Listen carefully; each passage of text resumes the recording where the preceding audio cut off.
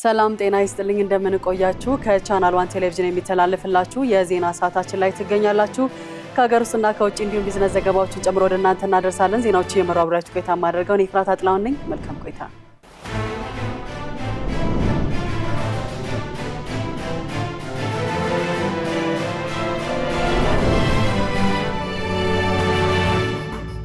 ሀገራዊ ምክክር ከዛሬ ጀምሮ መካሄድ ጀምሯል። የኢትዮጵያ ሀገራዊ ምክክር ኮሚሽን ዋና ኮሚሽነር ፕሮፌሰር መስፍን አርአያ እያንዳንዱ ተሳታፊ የኢትዮጵያን የጋራ ዕድልና የወደፊት ዕጣ ፈንታ የመወሰን ከባድ አደራ በትከሻው ላይ ማረፉን ገልጸዋል። ለዝርዝሩ አማሩ ገብረው ዛሬ በተጀመረው ሀገራዊ ምክክር ኮሚሽኑ በሕዝብ ተወካዮች ምክር ቤት የተመረጡና በፕሮፌሰር መስፍን አርአያ የሚመሩ 11 ገለልተኛ ኮሚሽነሮች ያሉት መዋቅር የያዘ ሲሆን ኮሚሽኑ በመላ ሀገሪቱ ከሚገኙ ከ1000 በላይ ወረዳዎች እና አስተዳደሮች የተወካዮች ልየታና የአጀንዳ ማሰባሰብ ስራዎችን በስኬት አከናውኗል። ከእያንዳንዱ ወረዳ ውክልና እንዲኖራቸው የተደረጉ 9 የተለያዩ የህብረተሰብ ስብስቦችም ተካተውበታል። በየደረጃው በተካሄዱት ውይይቶች ላይም ተሳትፈው ለሀገራዊ ምክክሩ የሚሆኑ ግብዓቶችንና አጀንዳዎችን ያቀረቡ ዜጎች ቁጥር በ10 ሺዎቹ የሚቆጠሩ ስለመሆኑም ኮሚሽኑ አስታውቋል። የኮሚሽኑ ዋና ኮሚሽነር ፕሮፌሰር መስፍን አርአያ ለሀገራዊ ምክክር ጉባኤ ተሳታፊዎች ባስተላለፉት መልእክት እያንዳንዱ ተሳታፊ የወከለውን ማህበረሰብ ድምጽና ምኞት ከማስተጋባት ባለፈ የኢትዮጵያን የጋራ ዕድልና የወደፊት ዕጣ ፈንታ የመወሰን ከባድ አደራ በትከሻው ላይ ማረፉን ገልጸዋል። ኮሚሽነሩ አክለውም በጉባኤው የሚደረሱት ውሳኔዎችና ስምምነቶች ከዚህ የታሪክ ምዕራፍ ተሻግረው ለሰላማዊት ለዲሞክራሲያዊትና ለተግባባች ኢትዮጵያ ጠንካራ መሰረት እንደሚጥሉ አስገንዝበዋል። በምክክሩ ሂደት ውስጥ እርስ በርስ መከባበርና በጥበብ መመራት ቁልፍ ጉዳዮች መሆናቸውን ጠቁመው መላው የጉባኤው ተሳታፊዎች ለህዝብ ጥቅም ባላቸው ጽኑ ቁርጠኝነት እንዲጓዙ ጥሪያቸውን አቅርበዋል። በመጨረሻም የታሪካዊ ምክክር በተሳካ ሁኔታ ተጠናቆ ለመጪው ትውልድ ብሩህና አስተማማኝ ነገን የሚያሰናዳ እንዲሆን ያላቸውን ከልብ የመነጨ ምኞት ገልጸዋል። የተገኘውን ታላቅ የምክክር ዕድል በኃላፊነት ስሜትና በአክብሮት ልንጠቀምበት ይገባል ሲሉ ጠቅላይ ሚኒስትር ዶክተር አብይ አህመድ ተናገሩ። የኢትዮጵያ ሀገራዊ ምክክር ጉባኤ ማስጀመሪያ መርሃ ግብር በአዲስ ዓለም አቀፍ ኮንቬንሽን ማዕከል እየተካሄደ ይገኛል። ለዝርዝሩ ማሌት ደመላሽ በመርሃ ግብሩ ጠቅላይ ሚኒስትር አብይ አህመድ ባስተላለፉት መልእክት ይህ ጉባኤ በቀላሉ የማይደገም በኢትዮጵያ ዘመናዊ ታሪክ ውስጥ የገዘፈ ዓላማ ያለውና ለአፍሪካ ምሳሌ የሚሆን ሁሉን አቀፍ መድረክ መሆኑን ተናግረዋል። አንዳንድ አጋጣሚዎች ያሻችሁን እንድትጽፉ ብዕርና ብራና ያቀብላቸዋል ያሉት ጠቅላይ ሚኒስትሩ የዛሬው መድረክም የታሪክ አጋጣሚውን ማዝለቅ ለሚፈልጉ ሰዎች በዚያ ብዕርና ብራና ላይ ሀገርን የሚገነባ ለዘመናት የሚታወስ ታሪክ ለመጻፍ እድል የሚሰጥ መሆኑን አብራርተዋል። በተቃራኒው ይህንን እድል የማይጠቀሙና ሀገርን ከሚገነባ ይልቅ የሚያፈርስ ታሪክ ጽፈው የሚያሳልፉ መኖራቸውንም አንስተዋል። በመሆኑም ይህ ታሪክ ዛሬ እንዳይደገም ምክክሩ በኃላፊነት ስሜትና በታላቅ አክብሮት ሊከናወን እንደሚገባ ማስገንዘበዋል። እኛ ከኛ በፊት የነበሩ ሰዎች ያጧቸውን ጉዳዮች ዳግም ለልጆቻችን እንዳያጡ በታላቅ ኃላፊነት ልንሰራ ይገባልን ብለዋል። ኢትዮጵያ ውስጥ በርካታ ችግሮች መኖራቸውን ያነሱት ጠቅላይ ሚኒስትሩ ይህንን ችግር ወደ እድል መቀየር ከተቻለ የተሻለ ትውልድ መፍጠር እንደሚቻልም ጠቁመዋል። ይህንን ለማምጣት የምክክሩን መልካም አጋጣሚ ወደ እድል መቀየር እንደሚገባም ገልጸዋል። መሰል እድል ሲገኝም በኃላፊነት ስሜት በቅጡ የምንጠቀምበት ከሆነ እድል ደጋግሞ ወደኛ ይመጣልናልም ነው ያሉት። ባለፉት ጥቂት ዓመታት የተገኘው እድል ሁሉን በመጠቀም በኢትዮጵያ የፖለቲካ የኢኮኖሚና የወታደራዊ ሪፎርም በማካሄድ በርካታ ውጤቶች መገኘታቸውን በማስታወስ ለዚህም የአዲስ አበባን ከተማ ልማትን ላብነት አንስተዋል። ዛሬም በምናገኘው እያንዳንዱን እድል በመጠቀም ለኢትዮጵያ ብልጽግና መሰረት ለመጣል እንተጋለን ሲሉም አረጋግጠዋል። ለኔ አካባቢ ብላችሁ ሳይሆን ለኢትዮጵያ ብላችሁ እንድትመክሩ አደራ ላለው ሲሉም ጠቅላይ ሚኒስትር አብይ አህመድ መልእክታቸውን አስተላልፈዋል። ኢትዮጵያና ሞሪሸስ የሁለትዮሽ ግንኙነታቸውን ወደ ላቀ ደረጃ ለማድረስ በጋራ እንደሚሰሩ አስታወቁ። የውጭ ጉዳይ ሚኒስትር ዴኤታ አምባሳደር ሀደራ አበራ ከሞሪሸስ ጠቅላይ ሚኒስትር ናቪን ቻንድራ ራምጉላም ጋር በመገናኘት ከጠቅላይ ሚኒስትር ዶክተር አብይ አህመድ የተላከ መልእክት አድርሰዋል። አምባሳደር ሀደራ ከጠቅላይ ሚኒስትር ናቪን ቻንድራ ራምጉላም ጋር ባደረጉት ውይይት የሁለትዮሽ ግንኙነቱን ይበልጥ ለማጠናከር በሚቻልባቸው ሁኔታዎች ላይ መክረዋል። የኢትዮጵያ ሕብረተሰብ ጤና ኢንስቲትዩት 100ኛ ዓመት የምስረታ በዓሉን ከሐሙስ ሐምሌ 9 ቀን 2018 ዓ.ም ጀምሮ በተለያዩ መርሃ ግብሮች እንደሚያከብር አስታወቀ። የኢትዮጵያ የሕብረተሰብ ጤና ኢንስቲትዩት ባለፉት 100 ዓመታት የሕብረተሰብ ጤና አደጋዎችን መከላከልና መቆጣጠር የሚያስችል ጠንካራ አቅም በመገንባት ረጅም ዘመናትን መሻገሩን ተገልጿል። ለዝርዝሩ ጸጋኒስ ተሰማ የኢንስቲትዩቱ ዋና ዳይሬክተር ዶክተር መሳይ ኃይሉ እንደገለጹት ተቋሙ የህብረተሰብ ጤና ቁጥጥር ስርዓትን በማዘመንና አጠቃላይ የጤና ስራዎችን በማስረጃና በሳይንሳዊ ምርምሮች በመደገፍ ረገድ የማይተካ ሚና ሲጫወት ቆይቷል። ይህንን ታላቅ ታሪካዊ ጉዞ ለመዘከርም የ100ኛ ዓመት የምስረታ በዓል መርሃ ግብር ከፊታችን ሐሙስ ጀምሮ በድምቀት ይከበራል። ተቋሙ በታሪኩ ውስጥ በተለይም በዓለም አቀፍና ሀገር አቀፍ ደረጃ በወረርሽኝ መልክ የተከሰቱ ከባድ የጤና ስጋቶችን በብቃት መመከቱን ዋና ዳይሬክተሩ አብራርተዋል። በእንደ ኮቪድ-19 የዝንጀሮ ፈንጣጣ፣ ኢምፖክስ እና የማርበርግ ቫይረስ ያሉ አስፈሪ ወረርሽኞች በሀገሪቱ ላይ የከፋ ማህበራዊና ኢኮኖሚያዊ ጉዳት ሳያደርሱ በአፋጣኝና በተቀናጀ መልኩ ቁጥጥር ስር ማዋል መቻሉን እንደ ትልቅ ስኬት ጠቁመዋል። ለእነዚህ ስኬት መገኘት ተቋሙ በቅኝት ስርዓት በሽታዎችን አስቀድሞ የመለየት በላቦራቶሪ የዘረመል ትንተና ጥናቶችን የማካሄድና የፈጣን ምላሽ ሰጪ ቡድኖችን የማጠናከር ስራዎችን በስፋት መስራቱ ትልቅ አስተዋጽኦ አበርክቷል። በመሆኑም በእነዚህ ዘመናዊ አሰራሮች አማካኝነት በማናቸውም ጊዜ ሊከሰቱ የሚችሉ የድንገተኛ የጤና አደጋዎችን ለመከላከል ብቃት ማሳደግ መቻሉም ተገልጿል። ተቋሙ በድንበርና መግቢያ በሮች ላይ የሚያደርገውን የክትትል ስራ አጠናክሮ የቀጠለ ሲሆን በያዝነው የ2018 በጀት ዓመት ብቻ ከ7 ሚሊዮን በላይ ዓለም አቀፍና ሀገር ውስጥ መንገደኞች ላይ ጥብቅ የህብረተሰብ ጤና አደጋዎች ቁጥጥርና ምርመራ ማካሄዱን ገልጿል። ኢትዮጵያ መድኃኒቶችን ከውጭ ለማስገባት የምታወጣውን ከፍተኛ ውጭ ምንዛሬ የሚያስቀርና የሀገር ውስጥ የማምረት አቅሟን ያሳደገ አዲስ የህፃናት ግሉኮስ ምርት በሀገር ውስጥ መጀመሩ ተገለጸ። ለዝርዝሩ አማሩ ገብሩ። የፋርማኪር ዋና ስራ አስኪያጅ አቶ ሰለሞን ገብረ አማኑኤል እንደገለጹት አዲሱ ምርት በሕክምናው ዘርፍ የሚታየውን የክሊኒካል አቅርቦት ክፍተት ከመሙላቱም በላይ ቀደም ሲል ለዚህ ተግባር ይወጣ የነበረውን ከፍተኛ የውጭ ምንዛሬ በሀገር ውስጥ ለማስቀረጥ ያስችላል ብለዋል። ከ3 ዓመታት በፊት ኢትዮጵያ መድኃኒትን በሀገር ውስጥ የማምረት አቅም 8 በመቶ ብቻ የነበረ ሲሆን በመንግስት ልዩ ትኩረት በአሁኑ ወቅት ወደ 44 በመቶ ሊያድግ ችሏል። ይህ መስፋፋት ለዜጎች ሰፊ የስራ ዕድል ከመፍጠሩም በላይ የቴክኖሎጂ ሽግግርን በማምጣት ረገድ የላቀ ሚና እንደሚኖረው ተመላክቷል። የጤና ሚኒስትር ዴኤታ ፍሬሕይወት አበበ በበኩላቸው አዲሱ 7 አይነት የህፃናት ግሉኮስ ምርት በሀገር ውስጥ መመረቱ ኢኮኖሚያዊ ጠቀሜታ ብቻ ሳይሆን የሕክምና ጥራትን የሚጨምር መሆኑን ገልጸዋል። ምርቱ መጀመሩ ቀደም ሲል ለአዋቂዎች ተብሎ ከተዘጋጀው ላይ በመቀናነስ ለህፃናት ይሰጥ የነበረውን አሰራር የሚያስቀር በመሆኑ የጤና ባለሙያዎች ለህፃናት የመድኃኒት መጠን መብዛት ወይም ማነስ ስህተትን ሙሉ በሙሉ መቅረፍ እንደሚያስችል ገልጸዋል። ይህ ጅምር በዓለም አቀፍ ደረጃ የአቅርቦት መስተጓጎል በሚኖርበት ጊዜም እንኳን መሰረታዊ መድኃኒቶች በወቅቱና በቅርበት እንዲገኙ ዋስትና እንደሚሆን ተመላክቷል። የኢፌዴሪ ትምህርት ሚኒስቴር በክረምት የመምህራን የትምህርት ደረጃ ማሻሻያ ስልጠና የሚሰጡ 8 ዩኒቨርሲቲዎችን ይፋ አደረገ። ሚኒስቴር መስሪያ ቤቱ ይህንን ያስታወቀው አዲሱን ስርዓተ ትምህርት በብቃት እንዲተገብሩ ለማስቻል በክረምት ከዲፕሎማ ወደ መጀመሪያ ዲግሪ የሚሸጋገሩበት አዲስ የስልጠና ማዕቀፍ ማዘጋጀቱን በመግለጽ ነው። ሚኒስቴሩ ለሁሉም ዩኒቨርሲቲዎች በጻፈው ደብዳቤ ከአጠቃላይ ስርዓተ ትምህርት ለውጥ ጋር ተያይዞ ከ2012 ጀምሮ በክረምት የመምህራን የትምህርት ደረጃ ማሻሻያ ስልጠና ወደ ዩኒቨርሲቲዎች ማስገባት መቋረጡን አስታውሷል። ይሁን እንጂ በቀጣይ በአዲሱ ስርዓተ ትምህርት መሰረት በተዘጋጀ የስልጠና ማዕቀፍ በክረምት የመምህራን የትምህርት ደረጃ ማሻሻያ ስልጠና እንደሚሰጥም ገልጿል። በ2018 የክረምት ስልጠናውን ለመስጠት 8 አሰልጣኝ ዩኒቨርሲቲዎች ተመርጠዋል ብሏል። የተመረጡ ዩኒቨርሲቲዎች ኮተቤ ትምህርት ዩኒቨርሲቲ፣ ባህር ዳር ዩኒቨርሲቲ፣ ሐዋሳ ዩኒቨርሲቲ፣ መቀለ ዩኒቨርሲቲ፣ ጅማ ዩኒቨርሲቲ፣ ሀረማያ ዩኒቨርሲቲ፣ ጎንደር ዩኒቨርሲቲና አርባ ምንጭ ዩኒቨርሲቲ ናቸው። ተቋማት የስልጠናውን አሰጣጥ አግባብነት ከትምህርት ሚኒስቴር እስከሚገለጽ ድረስ ከተጠቀሱት ዩኒቨርሲቲዎች በስተቀር በክረምት መምህራን የትምህርት ደረጃ ማሻሻያ ስልጠና መስጠት የማይቻል መሆኑን ሚኒስቴሩ አሳስቧል። ከ2011 በፊት ስልጠና ጀምረው ያላጠናቀቁ መምህራንን በተመለከተ ከዚህ በፊት በተሰጠው ውሳኔ መሰረት እንዲያጠናቅቁ እንደሚደረግ በትምህርት ሚኒስቴሩ ተፈርሞ ለሁሉም ዩኒቨርሲቲዎች የተላከው ደብዳቤ ይገልጻል። በአዲስ አበባ ከተማ የክረምቱን ወራት ተከትሎ ከፍተኛ ጎርፍና የመሬት መንሸራተት አደጋ ሊያስከትሉ የሚችሉ 238 ለአደጋ ተጋላጭ ቦታዎች በጥናት መለየታቸውን የአዲስ አበባ እሳትና አደጋ ስጋት ስራ አመራር ኮሚሽን አስታወቀ። ሄሮዳይት ንጉሴ ተጨማሪ አላት።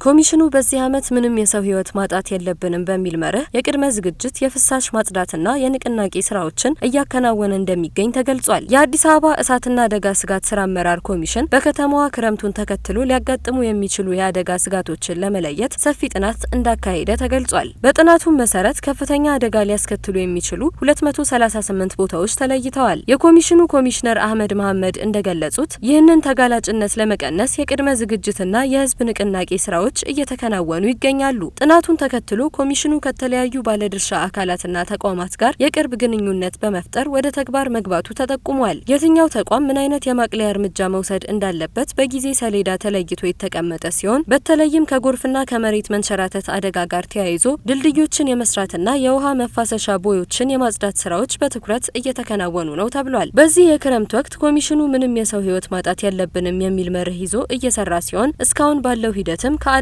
ምላሽ አሰጣጥ አንጻር አበረታች ውጤቶች መመዝገባቸው ተገልጿል። በአሁኑ ወቅት አልፎ አልፎ የሚታዩ አመላካች ጎርፎች ለምን እንደተነሱ ክትትል እየተደረገ ሲሆን የተደፈኑ ማስተንፈሻዎችን የመክፈትና አካባቢን የማጽዳት ስራዎች ተጠናክረው ቀጥለዋል። ሆኖም ከተጠናው አካባቢ ውጪም አደጋ ሊከሰት ስለሚችልና የአደጋ ሰራተኞች በሁሉም ቦታ መገኘት ስለማይችሉ የህብረተሰቡ ተሳትፎ ወሳኝ መሆኑን ኮሚሽኑ አሳስበዋል። ህብረተሰቡ የአካባቢውን የጎርፍ መፋሰሻ የማጽዳት ቅድመ ጥንቃቄ የማድረግና ከአቅም በላይ የሆኑ ሁነቶች ሲያጋጥሙ ለሚመለከተው አካል ሪፖርት የማድረግ ኃላፊነት እንዳለበት መልእክታቸውን አስተላልፈዋል።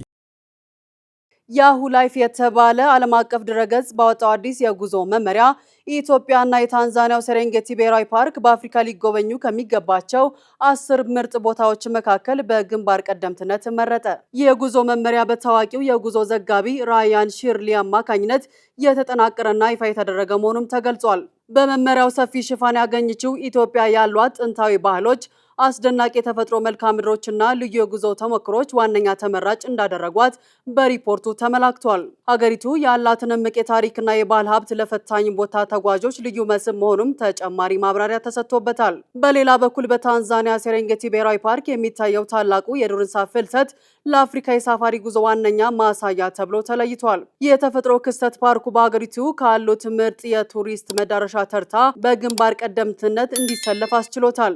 የራያን ሺርሊ የጉዞ መመሪያ የአፍሪካን ማራኪ የዱር እንስሳት፣ በረሃዎች፣ ብሔራዊ ፓርኮችና ታሪካዊ ቦታዎች በስፋት አጉልተዋል። እነዚህ መዳረሻዎች በተለይም ለፎቶግራፍና ለፈታኝ ቦታ ተጓዦች እጅግ ተስማሚና የማይረሳ ልምድ የሚሰጡ መሆናቸውን ዘገባው ያመላክታል። ይህ ይፋ የሆነው አዲስ መመሪያ በኮቪድ-19 ወረርሽኝና በተለያዩ ቀውሶች ሳቢያ ተጎድቶ ለቆየው የአፍሪካ ቱሪዝም ዘርፍ ትልቅ መነቃቃትን የሚፈጥር ሲሆን በተለይም እንደ ኢትዮጵያና ታንዛኒያ ላሉ አገራት የውጭ ምንዛሬ ግኝትን ለማሳደግና የቱሪስት ፍሰቱን መልሶ ለማጠናከር ከፍተኛ ጠቀሜታ እንደሚኖረው የዘርፉ ባለሙያዎች ገልጸዋል።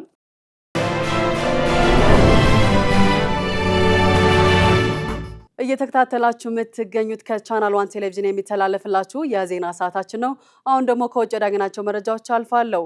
ኢራን ወደ ውይይት ካልተመለሰች የኃይል ማመንጫዎቿንና ድልድዮቿ ላይ በቀጣይ ሳምንት ጥቃት እንደሚሰነዘር ፕሬዝዳንት ዶናልድ ትራምፕ አስጠነቀቁ። ትራምፕ ከፎክስ ኒውስ ጋር ባደረጉት ቃለ ምልልስ በሆርሙዝ ወሽመጥ የሚያልፉ መርከቦች 20 ከመቶ ክፍያ እንደሚፈጽሙ ያቀረቡትን ሀሳብ ሰርዘዋል። ትራምፕ በኢራን ወደቦች ላይ የጣሉት እገዳ ግን ባለበት እንደሚቀጥል ተናግረዋል። በቀጣይ ሳምንት ነገሮች የከፉ ይሆኑባቸዋል፣ ወደ ድርድር ጠረጴዛው የማይመለሱ ከሆነ የኃይል ማመንጫቸውንና ድልድዮቻቸውን እናፈርሳለን ብለዋል። የተባበሩት መንግስታት የሰብአዊ መብቶች ከፍተኛ ባለስልጣን ቮልከር ተርክ የትራምፕን ዛቻ ኮንነዋል። ትራምፕ በኢራን የሲቪሎች መሰረተ ልማት ላይ ጥቃት ለማድረስ መዛታቸው በዓለም አቀፍ ሕግ የተከለከለ መሆኑን ገልጸዋል። ሆነ ብሎ ንጹሃን ዜጎች ላይና መሰረተ ልማት ላይ ጥቃት መፈጸም የጦር ወንጀል ነው በማለትም አክለዋል። የኢራን አብዮታዊ ዘብ ባለፉት 2 ተከታታይ ቀናት በሆርሙዝ ወሽመጥ 2 ግዙፍ የነዳጅ መርከቦች ላይ ከባድ ጥቃት መፈጸሙን አስታወቀ። መርከቦቹ በክሩዝ ሚሳይሎች እንደተመቱም ታውቋል። ለዝርዝሩ አናውል ተስፋ።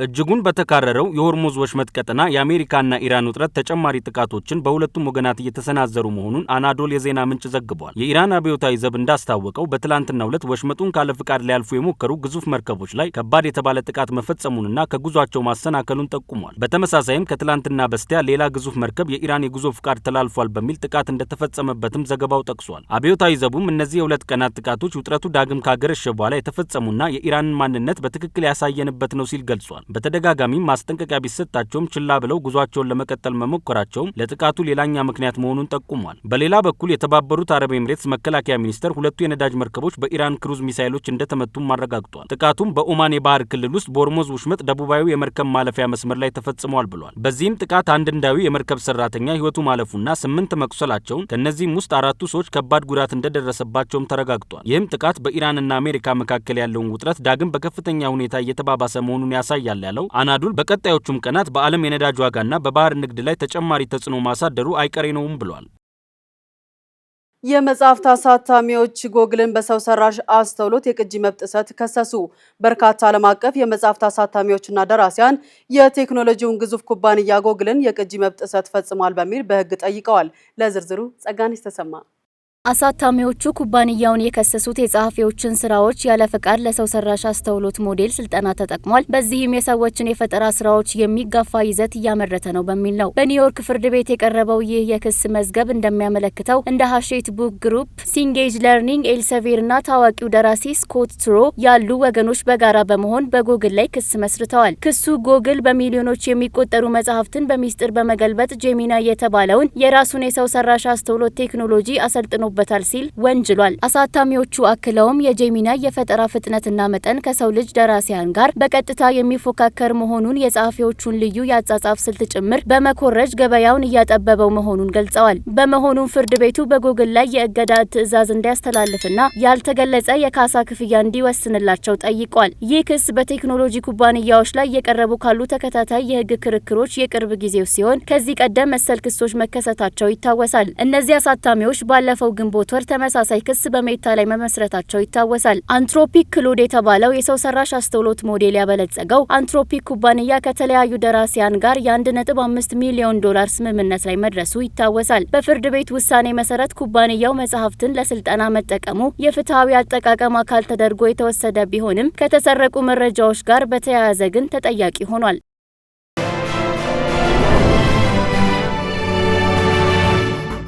ሳምንቱን በታሪክ የምንቃኝበት ሰዓታችን ላይ ትገኛላችሁ። ሐምሌ 8 ቀን 1908 ዓ.ም ልክ በዛሬው ዕለት በሲያትል ዋሽንግተን በሚገኝ አንድ አነስተኛ የጀልባ ማቆሚያ ውስጥ የተመሰረተ ኩባንያ የዓለማችን የአቪዬሽን ታሪክ ሙሉ በሙሉ ይቀይረዋል ብሎ ያመን አልነበረም። እኛም በዛሬው ሳምንቱን በታሪክ ውስጥ የዓለማችን ግዙፍ ኩባንያ የሆነውን ቦይንግ እንዴት ስራ ጀመረ የሚለውን የሚመለከት ይሆናል። ያዘጋጀችው ሄሮዳት ንጉሴ ናት።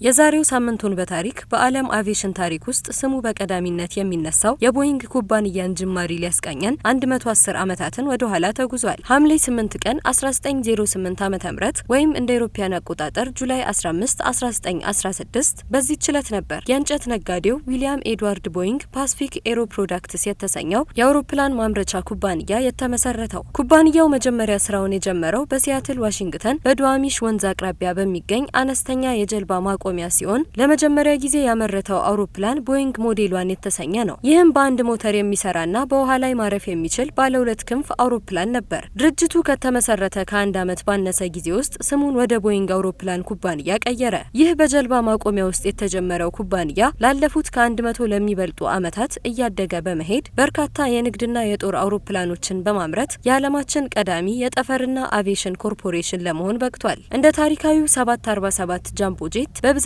ጥቅም ላይ የሚውለው 737 እና በቴክኖሎጂ የረቀቀው ባለሙሉ ኮምፖዚት 787 ድሪም ላይነር ያሉ አውሮፕላኖች የዚህ ኩባንያ የፈጠራ ውጤቶች ናቸው። በአሁኑ ወቅት በ100 ሺህ የሚቆጠሩ ሰራተኞችን በመቅጠር በየዓመቱ በቢሊዮን የሚቆጠር ዶላር ገቢ የሚያመነጨው ቦይንግ ከአውሮፓው ኤርባስ ኩባንያ ጋር በገበያ ውስጥ ከፍተኛ ፉክክር እያደረገ ይገኛል። ሆኖም ግን የዛሬ 110 ዓመት የተጣለው የመሰረት ድንጋይ የሰው ልጅን የአየር ላይ ጉዞ ለዘላለም የቀየረ ታላቅ የታሪክ ምዕራፍ ሆኖ ተመዝግቧል።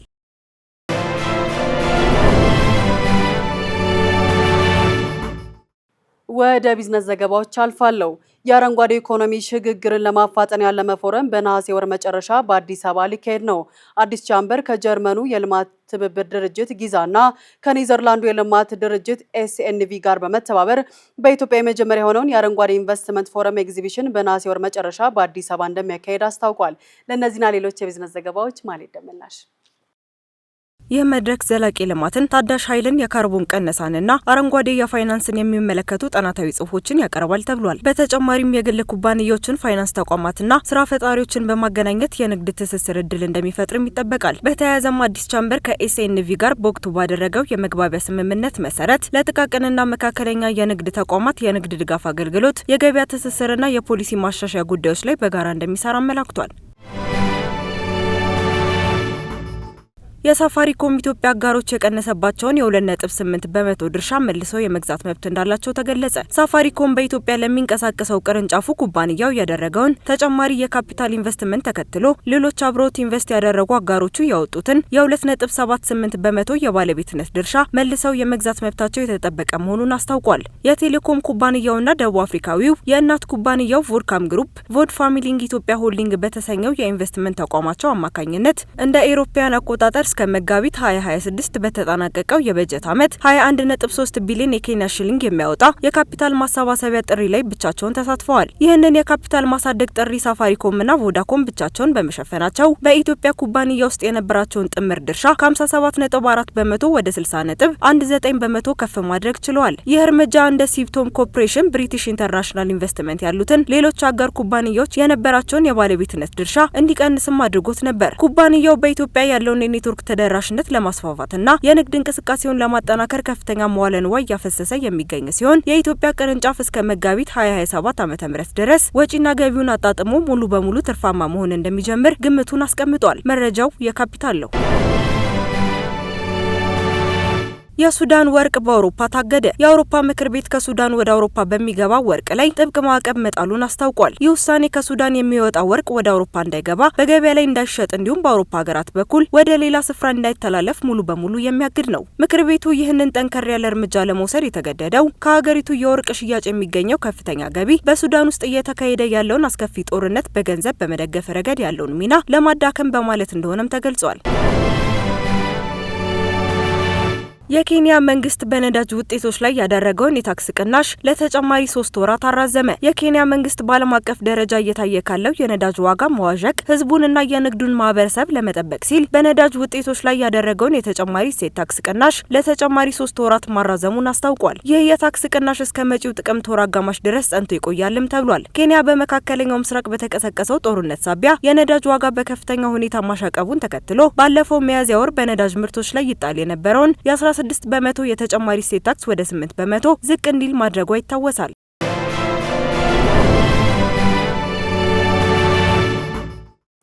ስፖርት በ23ኛው የዓለም ዋንጫ የግማሽ ፍጻሜ ጨዋታ ስፔን ፈረንሳይን 2-0 በማሸነፍ ለዋንጫ መድረሷን አረጋግጣለች። የስፔን ብሔራዊ ቡድን ግቦችን ሚኬል ኦያራዝባል በ22ኛው ደቂቃ በፍጹም ቅጣት ምት እንዲሁም ፔድሮ ፖሮ በ58ኛው ደቂቃ ላይ አስቆጥረዋል። ለዝርዝሩ አናውል ተስፋ። በአሰልጣኝ ሉዊስ ዴላ ፎንቴ የሚመሩ ስፔኖች 2-0 በሆነ ውጤት ፈረንሳይን በማሸነፍ የፍጻሜ ተፋላሚ መሆናቸውን አረጋግጠዋል። ኦያርዛባል እና ፔድሮ ፖሮ ስፔንን አሸናፊ ያደረጉ ግቦችን ከመረብ ማሳረፍ ችለዋል። ስፔን ከ16 ዓመታት በኋላ ዓለም ዋንጫ ፍጻሜ አልፈዋል። ጠንካራ የተከላካይ ክፍል እንዳላት ያሳየችው ስፔን በውድድሩ አንድ ጎል ብቻ ሲቆጠርባት የሁለት ብሔራዊ ቡድኖች ጨዋታ 70176 ተመልካች በስታዲየም ተገኝቶ ታድመዋል። የ19 ዓመቱ ላሚን ያማል አስቀድሞ በዩሮ ፍጻሜ የተጫወተ ሲሆን ከቀናት በኋላ በዓለም ዋንጫ ላይ የፍጻሜ መርሃ ግብር የምናየው ይሆናል። ይህ ታላቅ ድል በ2010 የዓለም ዋንጫ ያነሳችው ስፔን ከ16 ዓመት ጥበቃ በኋላ በድጋሚ ለዓለም ዋንጫ ፍጻሜ እንድትበቃ አድርጓታል። ወደ ታላቁ የዋንጫ ፍልሚያ የተሸጋገረችው ስፔን በቀጣይ እሁድ ከእንግሊዝ ወይም ከአርጀንቲና ጋር ለዋንጫ የምትጫወት ይሆናል። በሌላ ዜና የአርጀንቲናና የእንግሊዝ የዓለም ዋንጫ ግማሽ ፍጻሜ እንዲመሩ አሜሪካዊ ዳኛ እስማኤል አሌፋት መመረጣቸው በእንግሊዝ የዜና አውታሮች ዘንድ ትልቅ መነጋገሪያ ርዕስ ሆኗል። ሚዲያዎቹም በዓለም ዋንጫ ማጭበርበር አለ በሚል ዝርዝሮችን ጠቅሰዋል። ሊዮኔል ሜሲ የራሱን ተወዳጅ ዳኛ አግኝቷል ሲሉም አስፍረዋል። ዘሰን ፊፋ ምርጫውን ያደረገው ሜሲን ቀደም ብለው ከታደጉ ዳኞች መካከል በመሆኑ ይህም አጠያያቂ ሆኗል በማለት በኳታር እስከ ሚያሚ በዓለም ዋንጫ ያላለቀ ወዳጅነት ዛሬም ሊቀጥል ተቀጥሯል ሲል በፊት ገጹ አስፍሯል። ዴሊ ሚረርም አርጀንቲና የፈለገችውን አግኝታለች በማለት የዳኛውን መመረጥ ለቡድኑ ምቹ መሆኑን ጠቁሟል። ይህም ውዝግብ የጋለበት ዋና ምክንያት ሜሲ የሚጫወትባቸው ቡድኖች ማለትም ኢንተር ሚያሚን ጨምሮ አለፋት በዳኝነት የመሩትን ጨዋታ ሁሉ አሸናፊ መሆኑ ነው። ይህ ስታቲካዊ መረጃም በእንግሊዝ ሚዲያዎች ዘንድ የዳኝነት ገለልተኝነት ላይ ጥርጣሬ እንዲያድርባቸው አድርጓል። ያም ሆነ ይህ ዛሬ ምሽት 4 ሰዓት ላይ እንግሊዝ ከአርጀንቲና የሚያደርጉት የግማሽ ፍጻሜ ጨዋታ በጉጉት ይጠበቃል።